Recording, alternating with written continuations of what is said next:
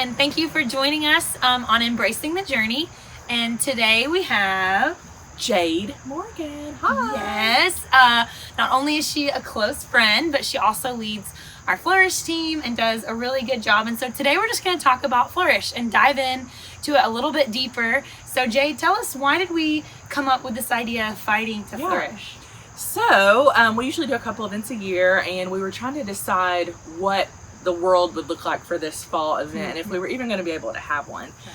So we thought about virtual options, we thought about just all kinds of things, and something that I think God kept bringing up to me was, we've come up with this name Flourish that we feel like He's totally given us for this ministry, but what if you're not flourishing? What if you're in a season where you don't feel like you're thriving or growing? And is He good in that?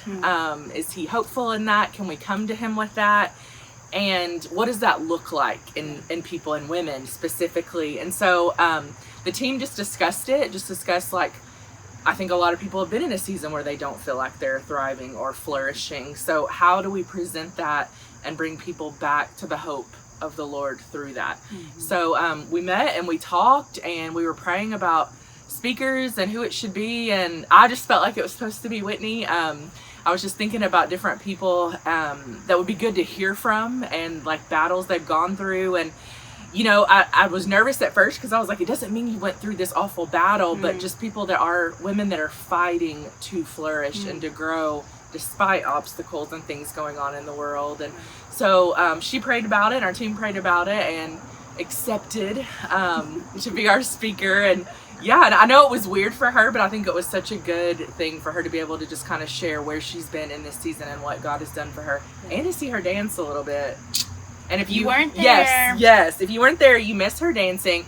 And the podcast is up though on the Public Church app if you would like to listen to that. If you weren't able to be there, guys and girls, it's a very applicable message to anyone. Yeah, thank you. Yeah, when you asked, I was kind of like, I don't know, but as I began studying and just kind of diving into the Word, I just felt like God said, say yes, and then if something happens or I don't feel peace about it, I'll just tell you. And I felt like the whole time God was just saying, be obedient. And so actually we wanted to kind of tell you that I changed my talk 3 times. And I think that was a little stressful for us and for the team. Like Jade kept saying, I just trust you. I just trust you. And I did, but I was kind of nervous, So we got together to pray the Sunday before the event, which would have been Tuesday, but because of the rain, we ended up moving it back. And really on Sunday, just kind of shared, I'm not really sure. I was headed in this one direction, but I really felt like God was leading me to the direction that we talked about, which was just kind of on a practical level of how are we doing? How are we doing emotionally, spiritually, physically, and mentally? And it was just kind of, I was just challenged to really, for us to reflect our heart. And I think when we expose our heart, that's when God can begin to deal with us and help us. And we begin that healing process. And I just think in this season, whether it's been positive fighting to flourish or if it's been negative fighting to flourish, I think we can all identify that self-evaluating in those 4 areas are good, and then taking them back to the Lord and saying, God, how am I doing, in this journey, and meeting with people and saying, here's what I'm struggling with, hold me accountable. And so we really saw community that night, and I loved it. It was a chance for women just to get together. And so I just felt like it was really just real, and a time that we all needed. So if you weren't there, we hate it, but we hope to be planning our next event. But just to keep going on this idea, Jade gave us something at our meeting. You know the date and all that stuff. So share about this. Okay. So on August 25th, our Flourish team met just to kind of talk about the next event and what that would look like and when and that kind of thing. And I knew I wanted to give them something. I do think God has like given me this gift of, I love to give people things, but I knew it was supposed to be something practical. And I kept thinking of flour, and I was like, why? Like I couldn't figure out what God was doing with it. But I was obedient in that and got a little bouquet of flowers and cut them off and then put them in water and then gave them to the team and they could take one out. And I didn't realize at the time, like, what all God was doing with this, but I was still trying to be obedient with it. And I just felt like we were supposed to hold on to that flower until the event. Yeah. So we've had these since August 25th, and our event was October 2nd. Yeah, so that's like 6 weeks-ish, give or take. And my initial thought was not to put it in water, you know, just to see what happens and just to notice this flower. And it can be like symbolism for like a prayer point. Like when you see it, think of the event, pray for the event. Right. But when I talked to Whitney about it, she was like, oh, I want to put mine in water. And I was like, okay, well, there's no wrong way, because I still, like I said, the idea wasn't fully developed. Right. So we just kind of kept going to see like what God had with that. And this is Whitney's from August 25th, and this is mine. And hers has been in water the entire time. Have you changed the water? Nope. She hasn't changed the water. No, it's so clear. It looks good. Yeah. And this is mine. Mine just kind of sat on my dresser in this little thing that my makeup brushes are usually in. But I would see it every day. And just so many things I noticed about this. Like, for one, the color is still really vibrant. Like, you can still tell what it is, you know. But it's dry. There were leaves and they're gone. I think the beauty's gone. It doesn't smell very good anymore. Doesn't smell. It smells a little bit. Oh, it kind of smells bad. It doesn't, but you know, normally flowers smell good. And the other day I was really just reflecting on this, and I was like, you know, this flower, it's not connected to anything. It's not connected to a life source, which I think is why it died so quickly. And even though Whitney's was in water, it slowed down the death of it. It stayed pretty for longer, I guess. And it still has leaves in it. It's big and those kinds of things. But like, so this was in my room at a perfect 68-degree temperature for 6 weeks. You know, sitting there, I looked at it, I thought about it, I talked to it, I prayed over, not over it, but like to it, like I noticed it, but it wasn't enough for it to live. You know, it wasn't enough for it to survive and to really thrive and grow. So that's something God showed me the other day. I was like, wow, like, it's not enough just to sit and do the bare minimum. Like, we have some work to do too. And if this was in the ground or in a bouquet, it would latch on to those other flowers. It would latch onto the roots and it would grow. And I think the biggest thing God showed me is like, we really need community. We can't grow without it. We think we can.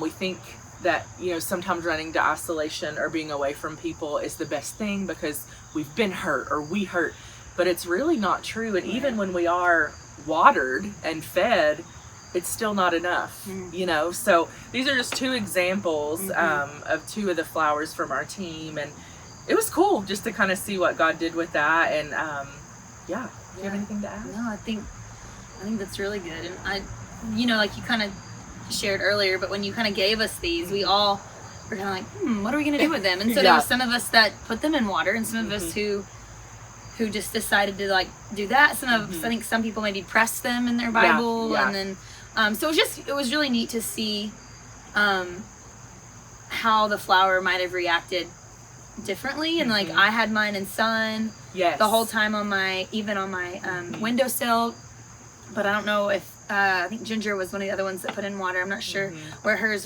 was at. So it was just kind of, but we could all take away from like, it was disconnected from the full unit or from the full stem, you know, so we still need that life source, you know, these things aren't enough. So I thought it was a really cool analogy, and just again, another way that we were just able to pray for our ladies and pray for Flourish and just for the night. And I'm just trying to decide if I'm going to throw mine away now. I know. What do we do with it? I don't even know if it smells. Yeah. Because I think, too, just to add to that, ultimately... Oh. Does it smell? Oh. Ultimately, when you get flowers, if someone gives you those or whatever, they're going to die. I mean, hers is... We knew the whole time it was going to die. But it's like, you can either expedite the process or slow it down. It really depends. And we're all going to meet death one day. But, like, what is that going to look like spiritually? And are we going to be isolated? And how long is that process going to be? How slow? Because this definitely died quicker, and Whitney's is still hanging on, but it's still there, you know? It just made me really value my people and the people that give me life, and the Word of God, which ultimately is the water we should be living in, that gives us life. Yeah. No, I think that's really cool. And just if you don't know Jade, she's really good at like having like I guess his analogies or like having symbolism. I love it. And so it's really helpful to maybe that's a teacher in you. I don't know, but it really did help. And honest side note, this looks like off the is it the Lorax? Maybe. Yes, it really does. I'm like, well, I looked at it the other day and I was like, that looks like the hair of the Lorax or something. So that's not what I see. That's her symbolism. That's my symbolism. I've never seen the movie, but I love that. So anyway, but any last things that you kind of want to share about maybe the event or just I do think, we've been doing this for a while. I think 2016 was when we first started creating this ministry and praying at Whitney's kitchen table and just kind of seeing what God had for us. And our team has changed. I think our vision has stayed the same, but God has really refined that, I think, and shown us what's important, what's not important, and really just getting to Him. And I just noticed this event for me personally, I felt so open-handed, even changing the night from Tuesday to Friday. I had several people that were like, oh my God, I hope you're not stressing out. And I was like, I'm really not. Right. And that's so not me, because I'm an overthinker. But I just knew it would happen the way God wanted it to happen. And it really did. And even to like the closing, I knew I was going to kind of close us out. And Whitney and I called her to check in on her that morning of the event, just to see like how she was doing. And we talked about using this, but we didn't feel like it really fit. So I was like, I don't know what I'm supposed to say, but I know God's going to give it to me. It was really crazy that like I really felt that dependent on the Lord to just be what I needed and not to be about me. And I just really loved that. I felt like that was a big moment for me, just trusting Him open-handed, that like He's going to give me exactly what we're supposed to do every step of the way. And He did. Yeah. No, that's but you've been reading a book, right? Yeah. So I've been reading Rhythms of Renewal, and this book was gifted to me by Jade. I forgot when she said must that. have known that I needed it, but the subtitle is Trading Stress and Anxiety for a Life of Peace and Purpose. So I don't know what you were saying. No, I'm just kidding. I think I told you I wanted to read this book. Yeah. But I think it kind of goes in line with what we were talking about on Friday night. And if you get to listen to the podcast, check it out. I feel weird to say that, but check it out. I know it was me talking, but anyway. But it was actually, I started reading it on Saturday. So the event was Friday night, and started reading this on Saturday just to kind of give my brain some space and just kind of some quiet time to read. Yeah. And it was honestly on a little bit of what we talked about on Friday night, and it just talking about getting quiet. And it says the quiet helps us become more emotionally resilient and empathetic to others. And I just think in this season, it might seem like chaos, and it might seem, especially now that things are opening up, busyness, and we might feel kind of scattered a little bit. But I think what she's talking about is getting quiet helps you listen. And it reminded me that I wish I could have shared it on Friday night, but I wanted just to share on here that when we self-evaluate in those 4 areas, okay, emotionally, spiritually, mentally, and physically, I think it's really good to self-reflect on that, really honestly once a week, if not more. And it does change. I think I was talking to you, and I was talking to a friend this morning.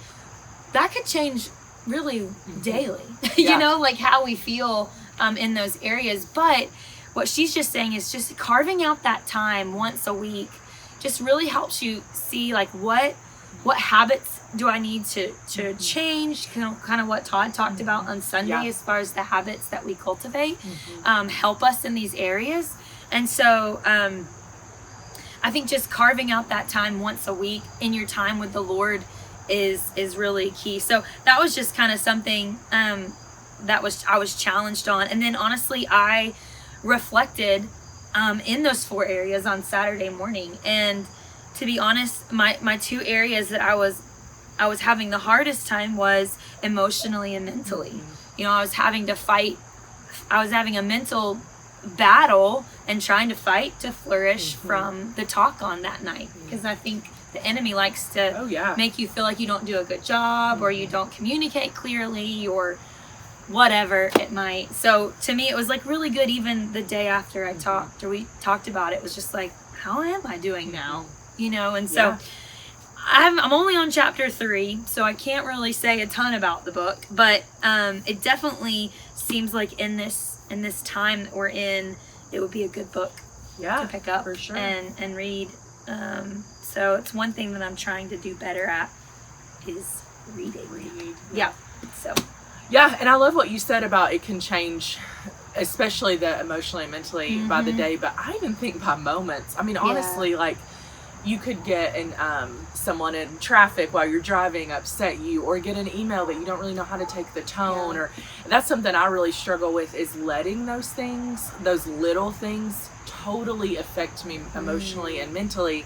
Therefore, it does affect me spiritually and physically. You know, I kind of shut down, and I'm working on that, and definitely a work in progress, and I think God's brought me a long way, but it is hard, and I don't want to say like give women a bad rep, but I mean, we're women, and sometimes we are affected by those things. And you know, and I was praying for Whitney Friday night after her talk. I just really felt like I was supposed to, because I know how that feels. I know how when you walk off, how the enemy attacks, and you're like, oh my God, what did they hear? Was I stupid? You know, those things.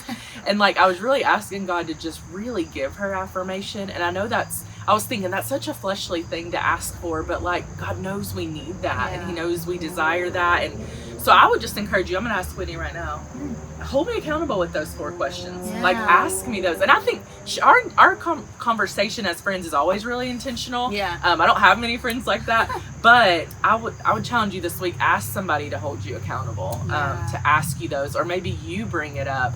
And it doesn't have to be like, how are you emotionally? You know, it could be, how you doing?